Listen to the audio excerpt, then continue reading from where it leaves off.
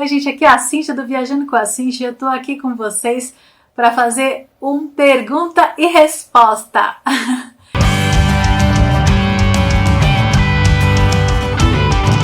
Eu tenho aqui um baralhinho lindo, onde ele tem uma série de perguntas para me responder aqui para vocês.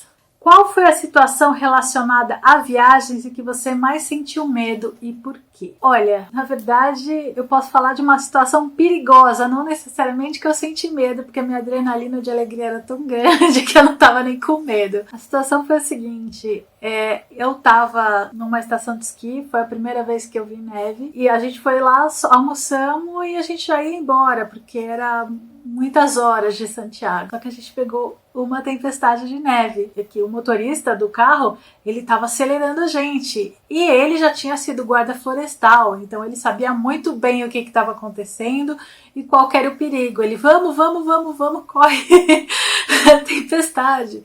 E aí a gente desceu. Com a descida assim em caracol, e é muito íngreme, e assim, é um penhasco de um lado, neve do outro, a parede de neve do outro, se tivesse uma avalanche a gente tava lascado, e ainda tinha um caminhão na frente, um caminhão atrás, e a pista tava congelada.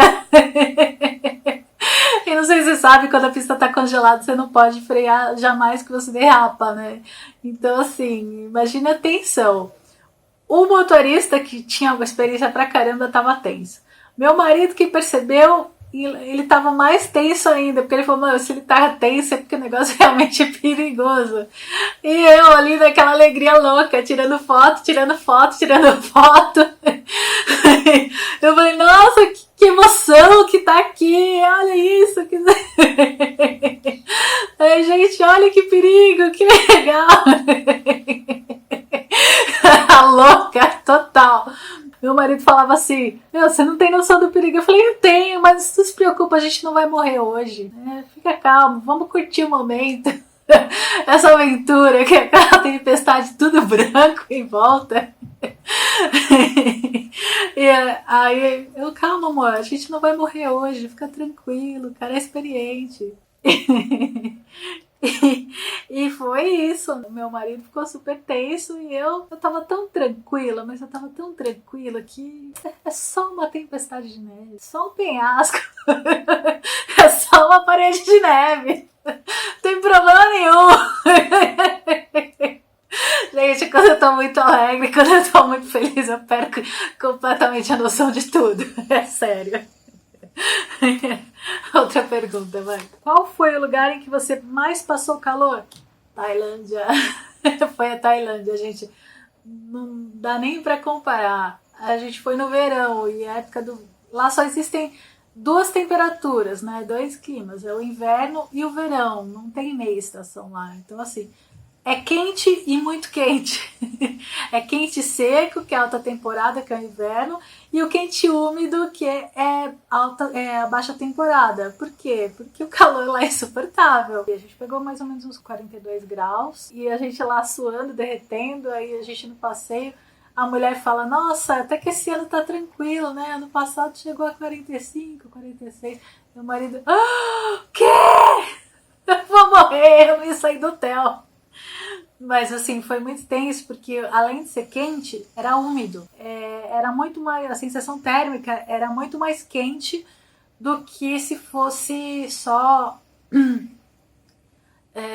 o calor, que nem, por exemplo, aqui em São Paulo, Rio de Janeiro, o pessoal está acostumado com o sol de 40 graus.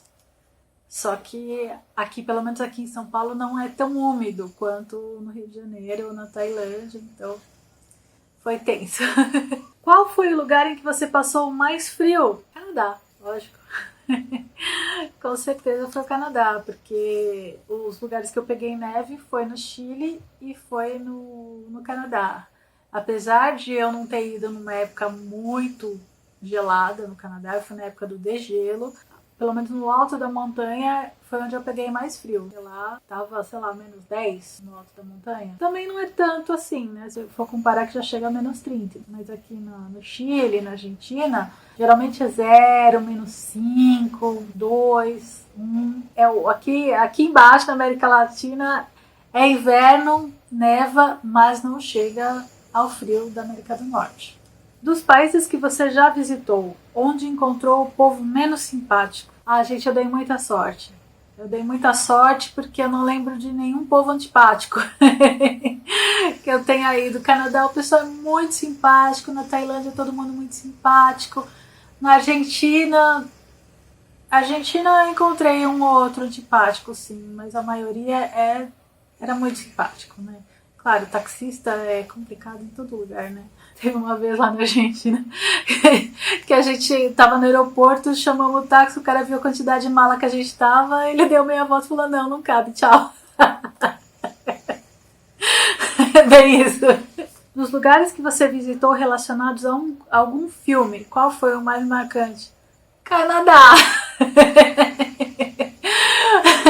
O Banff National Park, ali, a região de Alberta, das altas montanhas, que teve de filme filmado ali, não é brincadeira. Então, o único país mesmo que eu fui com cenário de filme foi o Canadá. Adoraria ir para a Europa e visitar Dubrovnik, onde foi filmado Game of Thrones, né? Ou então lá na Nova Zelândia, ir para a Toca dos Hobbits, mas eu ainda não fiz esse tipo de viagem. Ainda. Se o seu trabalho pudesse ser totalmente feito pela internet, você se tornaria um nômade digital que permanece não mais que 3 meses em um país e depois se muda para o outro país? Você acha que se adaptaria a essa vida? Olha, se eu fosse solteira, sim. Se eu fosse solteira, esse seria um dos meus maiores sonhos. Né? Eu já trabalho numa área que dá para ser totalmente pela internet, né? Mas no meu caso, como eu sou casada, não dá para ficar saindo, viajando e deixando ele trabalhando aqui. Nas suas viagens, você costuma reservar algum tempo para simplesmente andar sem rumo ou planeja em detalhes tudo o que vai fazer ao longo do dia? Geralmente eu planejo tudo, cada detalhe da viagem, né? Eu acho que eu já falei aqui para vocês que eu pego uma planilha e eu coloco todos os lugares que eu quero ir, com os horários que aquilo fica aberta, se é gratuito, se não é. Eu agrupo cada lugar, por exemplo, pela proximidade. Então, por exemplo, eu quero ir no parque tal. E o que é que tem em volta daquele parque tal? Tem esse ponto turístico, esse. Então no dia tal a gente vai para a região sul. No dia tal a gente vai para a região norte. No dia tal a gente vai fazer um passeio fora da cidade. E é mais assim que funciona. Se guardar um tempo para sair andando, sim, né? Geralmente a gente, quando planeja um roteiro, a gente planeja um roteiro com folga. Então, eu sempre coloco 1 ou 2 dias livres para a gente ter uma flexibilidade de saber, hoje a gente vai pegar para descansar, hoje a gente vai ficar até mais tarde no hotel. Então a gente meio que reserva um tempo para descansar ou para sair andando. Simples assim. Quando você pesquisa sobre um país ou uma cidade estrangeira da internet, quais são as fontes que você mais usa? Revistas e blogs brasileiros falando sobre o lugar ou as próprias fontes locais? Olha, geralmente eu compro a passagem em promoção, quando eu não pego com milhagem, e aí eu falo, o que tem para fazer nesse lugar? Jogo lá no Google, aí aparece uma lista de lugares, né? Então, ou antes mesmo, quando apareceu a promoção, eu penso, será que vale a pena ir para tal lugar? Né? E aí eu pesquiso, vejo tudo que tem para fazer, tomo a minha decisão, e aí depois que eu compro a passagem, eu seleciono cada lugar, seleciono o horário, depois eu pesquiso em blog, saio perguntando para viajantes, dou uma olhada no Instagram, dicas de viagem sobre cada lugar. Como eu sou tecnológica, eu resolvo tudo pela internet mesmo. Se você pudesse escolher qualquer país do mundo para morar, tirando o Brasil, qual seria? E por quê? Canadá. Lógico. Ou Canadá, ou então Portugal, ou então Austrália, né?